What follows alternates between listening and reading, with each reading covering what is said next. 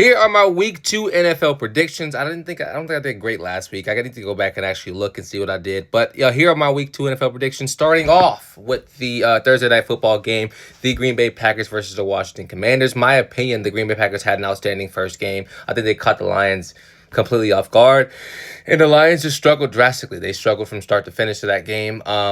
And that's why they got blown out. When I look at the Packers, I see them at home. I see them, in control. I think that team has now has all of the the aspects, the recipes to be a really good team in the NFL and a potentially NFC North winning team. But going against Commanders, who had a good week 1, they got the win against the Giants, but it's the Giants. Are we really going to have much to say about that team? No.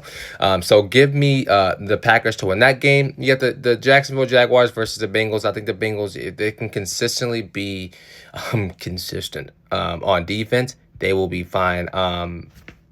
Yeah, so the Bengals need to continue to play the way they played last week. Just have to be better on offense as well. And then the Jacksonville Jaguars, they really couldn't get going on offense much. They played a really bad offense for the Carolina Panthers, man. The Panthers offense just wasn't great this week and honestly shocked me. I'm not saying the Panthers were going to be a great team, but they didn't play good, in my opinion. But yeah, give me the Bengals to win this football game. Next up, you have the Titans versus the Rams. Titans, man, like they had a chance to win this game against the Broncos last week, but the Titans, their receivers couldn't catch. I mean, what's his name? Cam Ward played a very good game. He did his job. He very much so surprised and shocked me. Not because I thought he was going to be bad whatsoever, but just because of his ability to get out of the pocket, his ability to stay in the pocket and make those throws, his ability to find his receivers, and the receivers just kept dropping the football. They have to be better if they want the team to be good. The Rams, Matthew Stafford didn't play all of preseason, didn't play all of mini camp and training camp. But he came out and balled out last week. I mean, they have the tools in that team to be very good in that division and win that division.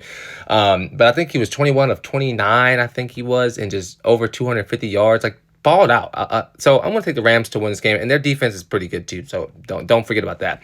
The Patriots versus the Dolphins. My hot take is Mike McDaniel will be out of a job this NFL season at one point.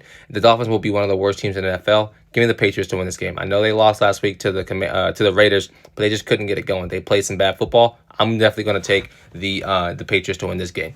Bills versus the Jets. Bills came back from that historically being down by 20 points, I think, going into the fourth quarter against the Ravens, who are my Super Bowl pick. Came back, dominated in that fourth quarter, and won that football game. But the Jets aren't a bad football team. They will be shockingly scary for some teams in a couple years. Not this year. Give me the Bills. But there's a chance that they can split with the Bills this year, the Jets. So look out for that. The Browns versus the Ravens. The Ravens are going to look to get that home opener or that first home game with a lot of energy. I think they will. I think they will blow out the Browns. I think the Browns are a bad football team starting an old quarterback. And who knows? Maybe we'll start seeing some of the second and third string quarterback come in this upcoming week. Probably not. But give me the Ravens to win that game. Cowboys versus the Giants. The Giants are horrible. Russell Wilson, horrible. We know that. We've always known that. That's just the harsh reality of what he is. He is declining at a rapid rate. Give me the Dallas Cowboys to get their win at home. The Bears versus the Lions. Lions got washed this past weekend. And so did the Bears.